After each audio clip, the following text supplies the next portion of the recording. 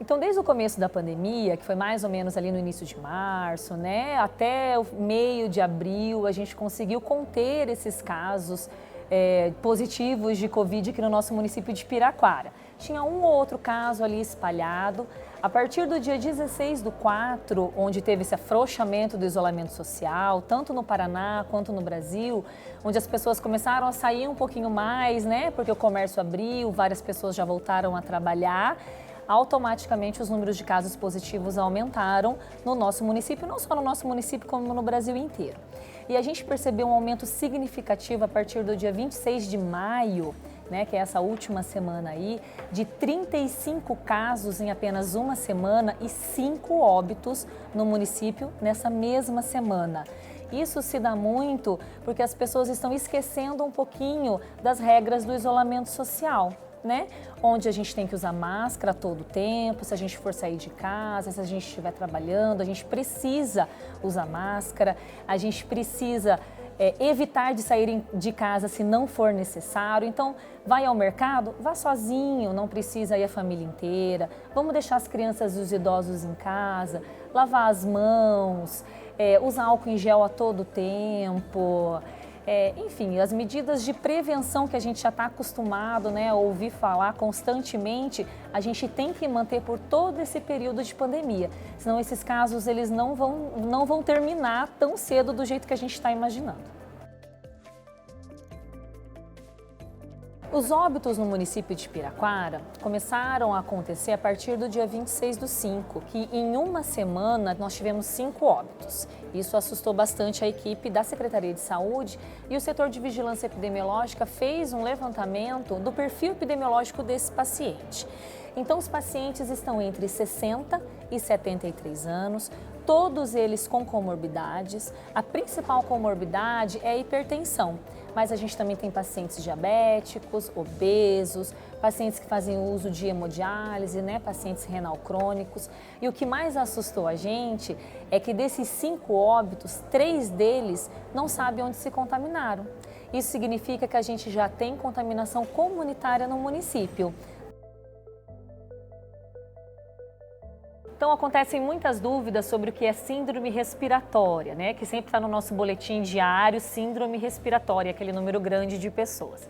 A síndrome respiratória são os pacientes que procuram o atendimento médico devido a algum sintoma respiratório, como uma simples gripe, às vezes até uma H1N1, mas são sintomas respiratórios, uma dispneia, uma febre, tosse, espirro, coriza, cefaleia, essas são sintomas respiratórios, é por isso que a gente chama de síndrome respiratória.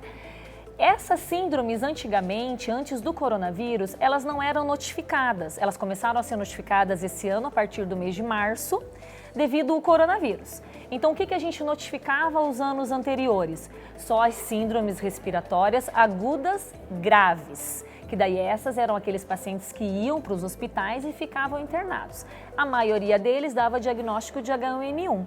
Então, só para vocês terem uma ideia, o ano passado nós tivemos 101 notificações de síndromes respiratórias agudas graves no ano inteiro. Dessas 101, apenas 34 foram positivas para H1N1, né? Os outros não, os outros foram descartados. Né? Então, este ano a gente tem esse aumento significativo porque as pessoas estão procurando mais o estabelecimento de saúde com medo de ser o coronavírus e porque agora a gente também está notificando o que a gente não fazia nos anos anteriores. Bom, então, os pacientes, quando dá o diagnóstico de confirmado, nós temos uma equipe na Secretaria de Saúde que faz esse monitoramento diário dos pacientes. Então, todos os dias, incluindo final de semana, feriado, a gente liga para esses pacientes confirmados e vê como eles estão, dá as orientações que precisam. A gente tem um telefone 24 horas que esses pacientes podem nos ligar para tirar dúvidas, para onde eles vão, o que eles fazem. Né? E depois de 14 dias ligando todos os dias para esses pacientes, no 14º dia eles estão bem, a gente dá alta para esse paciente. Então, ele recebe uma declaração de alta assinado pelo médico que fez esse monitoramento dele durante os 14 dias. E esse paciente, a partir do 15º dia, a gente chama ele de paciente recuperado, porque ele teve alta do isolamento social, da quarentena que ele tinha que estar fazendo.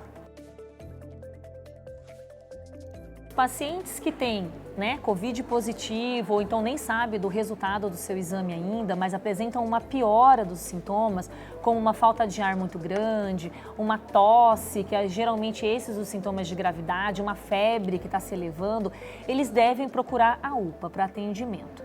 Lá na UPA, eles serão atendidos pela equipe de saúde e, se for necessário, eles ficarão lá em observação na UPA. E se o quadro piorar ainda mais e for preciso de um leito de UTI, eles vão entrar na Central de Leitos Metropolitana, onde vai ser disponibilizada uma vaga nos hospitais ou de Curitiba ou da região metropolitana, aqui próximo da gente, para esses pacientes que necessitarem de um leito de UTI. E, por fim, a gente tem que manter as medidas de prevenção que a gente já vinha tomando no começo da pandemia. Então, lavagem de mãos sempre, passar o álcool em gel. Se for sair, só sai se realmente for necessário. O uso de máscara o tempo todo, evitar aglomerações, até mesmo aquele churrasquinho no final de semana com a família. Vamos evitar essas aglomerações, porque os idosos eles estão sendo contaminados pela população que está dentro de casa. E se tiverem alguma dúvida, a gente tem o telefone 3590-3722, que vocês podem estar ligando para tirar as dúvidas nos sábados, domingos, feriados e durante a semana também.